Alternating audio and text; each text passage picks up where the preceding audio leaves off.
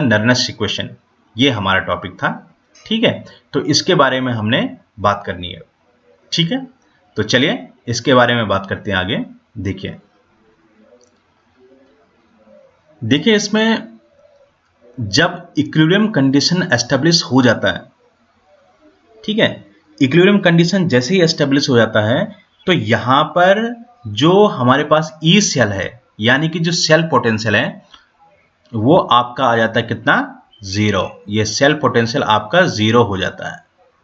ठीक है, और ये हमारे पास ये जो एक्सप्रेशन है, ठीक है, this expression is from Nernst equation. ये हमने पिछले वीडियो में नर्नस्ट इक्वेशन को डिराइव करके आपको बताया था। ठीक है, और ये नर्नस्ट इक्वेशन है, और इस नर्नस्ट इक्वेशन की हेल्प से हम यहाँ पर पता करेंगे कि हम किस तरीके से इक्विलिब्रियम कांस्टेंट को मेजर कर सकते हैं। इसको हम, इसका फॉर्मूला हम बना सकते हैं। ठीक है, तो चलिए अब यहाँ पर ई सेल यानी कि सेल पोटेंशियल तो आपका 0 हो गया। ठीक है, ये ई सेल नॉट क्या है, this one is standard cell potential, और स्टैंडर्ड सेल पोटेंशियल आपका यहाँ पर 0 नहीं होगा, इसकी कोई ना कोई वैल्यू होगी।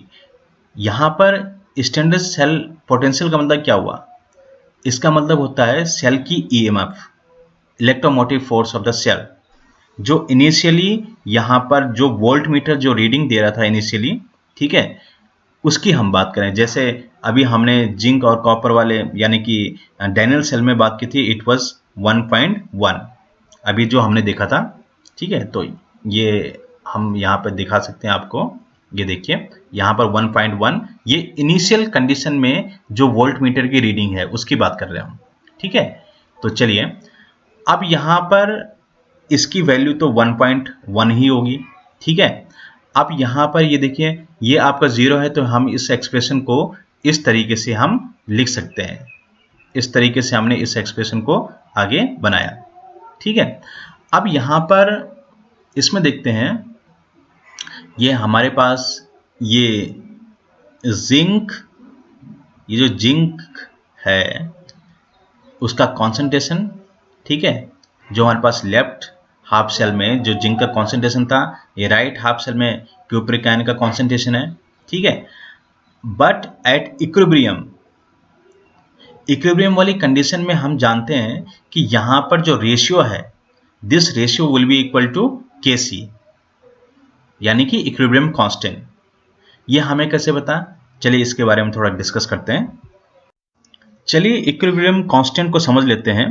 तो ये 11th क्लास की बुक है, ठीक है, इसकी हेल्प से समझ लेते हैं। देखिए इक्विलिब्रियम कांस्टेंट क्या होता है कि यहाँ पर जिस तरीके से हमने देखा है, ठीक है, ये हमारी कोई पर्टिकुलर रिएक्शन है। ठीक है, मान लीजिए कोई रिएक्शन है, ठीक है, ये दो आपके क्या हैं, these two are reactants and their stoichiometric coefficient.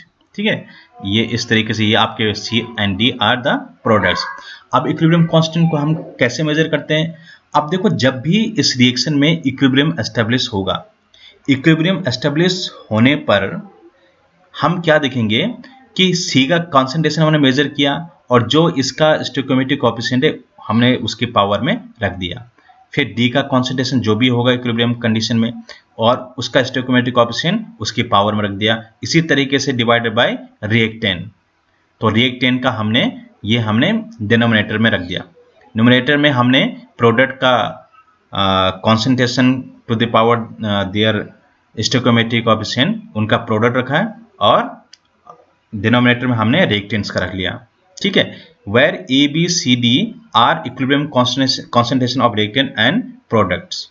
Okay, अब देखो यहां पर हम इस तरीके से मेजर करते हैं इक्विलिब्रियम कांस्टेंट को। ठीक उसी तरीके से अब देखते हैं आगे, हम जो मेन टॉपिक है उस पर बात करते हैं। अब क्योंकि डैनियल सेल में ये रिएक्शन होती है, this reaction takes place in Daniell cell. अब अगर ये रिएक्शन हमारे डैनियल सेल में होती है तो इसके लिए इक्विलिब्रियम कांस्टेंट की वैल्यू हम कैसे मेजर करेंगे, that is how can you do, very simple. देखिए यहां पर इसके लिए हम क्या करेंगे, Kc equal to concentration of Zn two positive divided by concentration of Cu2 positive. In this way we will calculate the equilibrium constant when equilibrium is established in this particular reaction. अगर इस reaction में equilibrium establish होता है तो उस equilibrium constant को हम इस तरीके से मेजर कर सकते हैं। ये आप देख पा रहे होंगे, इस तरीके से हम इसको मेजर कर सकते हैं। अब दूसरी चीज ये है कि यहां पर हमने जिंक और कॉपर को क्यों यूज नहीं किया। ये जो जिंक सॉलिड है, कॉपर सॉलिड है, इसको हमने एक्सप्रेशन में क्यों नहीं रखा। बहुत सिंपल है इसकी बात, क्योंकि ये प्योर सॉलिड है। प्योर सॉलिड और लिक्विड को हम यहाँ पर एक्सप्रेस नहीं करते, ठीक है। तो इसलिए इक्विलिब्रियम कांस्टेंट को हम इस तरीके से मेजर करेंगे, ठीक है। तो ये तरीका हमारे पास इक्विलिब्रियम कांस्टेंट को मेजर करने का। Is that clear? तो अब देखिए यहां पर हमें ये बात क्लियर हो चुकी है कि ये आपका है equilibrium constant. This expression is to equilibrium constant, okay. अब देखिए यहां पर अगर टेम्परेचर हमने स्टैंडर्ड लिया 298 केल्विन, ओके, तो यहां पर अगर हम यहां पर इसकी जगह पर ये 2.303 ये पूरी तरीके से सॉल्व करें 2.303, ठीक है। गैस कांस्टेंट की वैल्यू हमने रख ली और टेम्परेचर को हमने रख दिया 298, ठीक है, जो भी इनकी वैल्यूज हैं, और डिवाइडेड बाय हमने कर दिया फैराडे कांस्टेंट, ठीक है। फैराडे कांस्टेंट कितना होता है? फैराडे कांस्टेंट है 96500 कूलम, ठीक है। इसकी जो वैल्यू आएगी, ठीक है, इसकी जो वैल्यू आएगी इट इज 0.059 डिवाइडेड बाय 2। तो यानी कि इस एक्सप्रेशन को, ये जो एक्सप्रेशन हम देख रहे हैं, ये this expression has converted into this expression, ठीक है। तो इस तरीके से हमने इसको आगे सॉल्व किया। अब क्योंकि हमने पहले ही कहा था कि यहां पर जो ई नॉट सेल, इसकी जो वैल्यू है ये हमारे पास कितनी है 1.1, यानी कि इनिशियल जो वैल्यू है, जो उस डायनल सेल की जो ईएमएफ है, सेल्फ पोटेंशियल है, वह है हमारे पास 1.1 वोल्ट, ठीक है। तो इस तरीके से ये आ गया।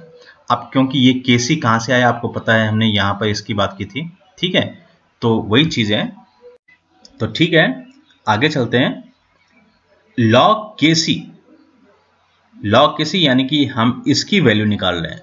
तो कैसे निकालेंगे? ई नॉट सेल की वैल्यू कितनी दी गई है यहाँ पर 1.1, तो ये हमने 1.1 ये रख लिया, ठीक है, इंटू 2, ये आपका इधर चले जाएगा, ये 2 और ये आपका नीचे आ गया इस तरीके से 0.059 वोल्ट, और ये वैल्यू आ गई आपकी कितने, लॉग केसी इक्वल टू 37.288। बस अब यहां पर केसी की वैल्यू कैसे निकालेंगे? एंटी लॉग से। एंटी लॉग से हम यहाँ पर केसी की वैल्यू निकाल लेंगे, और एंटी लॉग देखना हमने 11वीं क्लास में आपको बताया था, ठीक है। तो यहाँ पर इस तरीके से ये कंप्लीट हमें केसी की वैल्यू यानी कि इक्विलिब्रियम कांस्टेंट की वैल्यू मिल जाती है। So in general we can write here the expression that E not cell equal to 2.303 R means gas constant, RT divided by NF. N is number of moles, okay, of electrons which are transferred, and F is Faraday constant log Kc. तो इस तरीके से हम यहाँ पर equilibrium constant को determine कर सकते हैं with the help of the Nernst equation. तो यहाँ पर ये जो पूरा डेरिवेशन हमने इक्विलिब्रियम कांस्टेंट को निकालने के लिए किया है, ये हमने कहाँ से किया है? नर्नस्ट इक्वेशन की हेल्प से किया है। So I hope this must be clear to you, okay. If any doubt and you want to ask any question, you can ask me in comment and I will definitely answer all the questions. Thank you so much, and please like and subscribe my channel, and thank you. Keep on watching videos.